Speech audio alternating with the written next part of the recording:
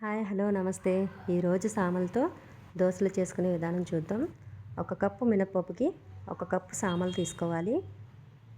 ఒక కప్పు సామలకి ఒక cup brown rice, ఒక కప్పు నార్మల్ రేషన్ రైస్ తీసుకోవాలి. తీసుకున్న తర్వాత వీటన్నిటిని కలుపుకొని ఒక కప్పు బొరుగులు అన్నిటిని శుభ్రంగా కడుక్కొని నానబెట్టుకోవాలి. 4-5 అవర్స్ నానితే సరిపోతుంది. నానబెట్టిన తర్వాత అన్నిటిని కలిపి బొరుగులు, మినపప్పు, సామలు, ఈ బ్రౌన్ రైస్ ఒక స్పూన్ మెంతులు వేసుకొని మెత్తగా గ్రైండ్ చేసుకోవాలి.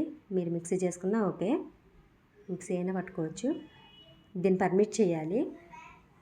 నైట్ మొత్తం పర్మిట్ చేసిన తర్వాత కొంచెం పిండిని తీసుకొని ఉప్పు కలుపుకొని దోశలు వేసుకోవడమే.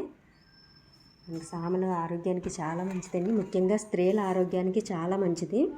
పీసీఓడి ప్రాబ్లమ్స్, థైరాయిడ్ ప్రాబ్లమ్స్ని బాగా కంట్రోల్ చేస్తుందట. అలాగే డయాబెటీస్ ఉన్న వాళ్ళు కూడా, మైగ్రేన్ ఉన్న వాళ్ళైనా వీటిని తినడం వల్ల చాలా వరకు కంట్రోల్ అవుతుంది.